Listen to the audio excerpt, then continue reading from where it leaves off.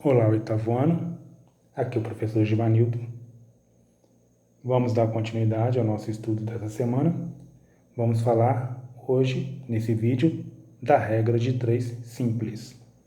Nós vimos no vídeo anterior o que são grandezas diretamente proporcionais e o que são grandezas inversamente proporcionais, justamente para que agora nós possamos entender o procedimento de resolução de problemas usando a regra de 3 simples.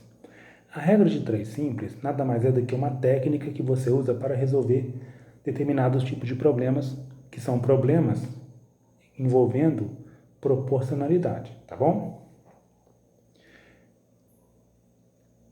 Para resolver esses problemas, você tem que observar duas situações. Situação com grandezas diretamente proporcionais e situações com grandezas inversamente proporcionais. Vou explicar cada caso através de um exemplo, tá bom? Então, fiquem bastante atentos ao passo a passo que eu vou fazer para resolver esses problemas. Primeiro exemplo. Uma barra de cano com 6 metros de comprimento tem massa de 10 kg. Qual é a massa de uma barra de 9 metros de comprimento desse mesmo tipo de cano?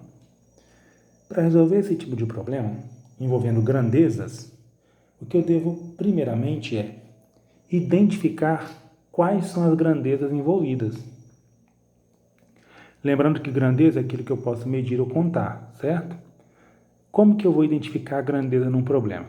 Para ficar mais fácil de você identificar as grandezas, você observa que, geralmente, na maioria dos casos, as grandezas vêm perto dos números. Ou seja, perto do 6, quem está vindo perto do 6? É o comprimento, tá vendo? É o comprimento. E perto do 10. 10 quilos, o que é perto do 10 aqui? É a massa, né? Olha. Então, as grandezas aqui seriam comprimento e massa. Então, eu vou fazer aqui uma anotação. Vou fazer uma tabela usando essas grandezas, comprimento e massa.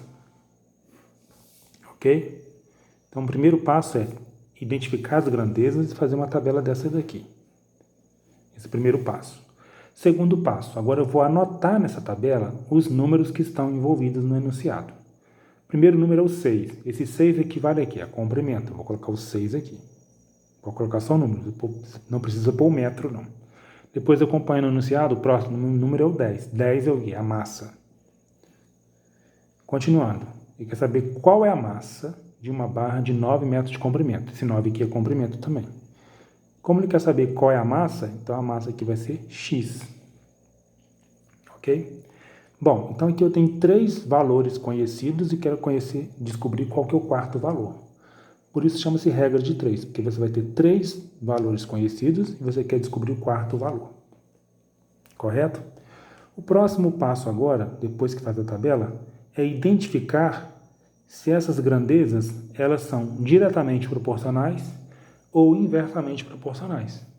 Como que eu vou fazer isso? Eu vou observar os valores que estão na tabela. Prestem atenção. Começando por onde tem as grandezas, tem os dois números, tá vendo? 6 e 9.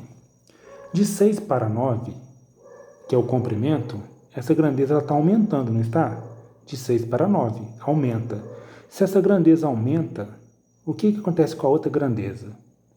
Ou seja, se o comprimento do cano, né, está aumentando, se o comprimento está aumentando, a massa ou peso do cano vai aumentar ou vai diminuir? Vai aumentar também, não vai? Ou seja, se uma grandeza está aumentando, a outra vai aumentar também. Se elas duas aumentam juntas, são grandezas diretamente proporcionais.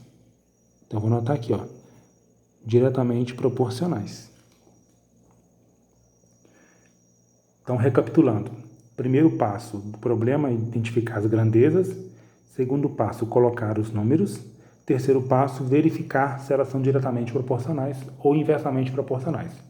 Para você verificar, é olhar o comportamento dos números.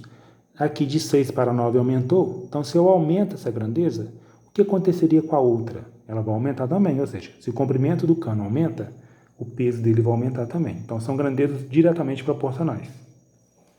Agora nós vamos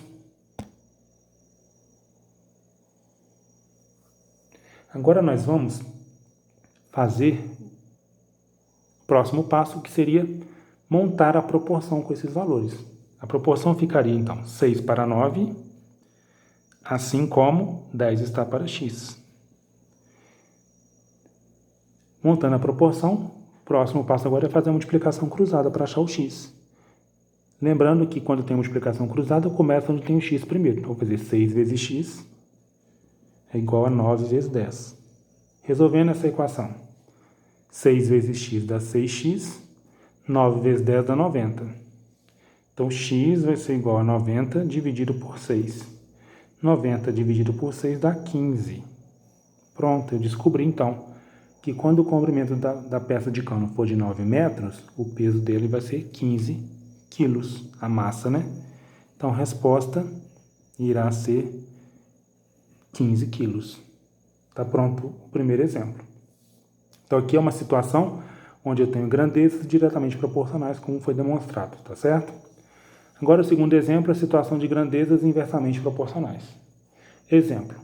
Com quatro pedreiros trabalhando, um muro é construído em 15 dias.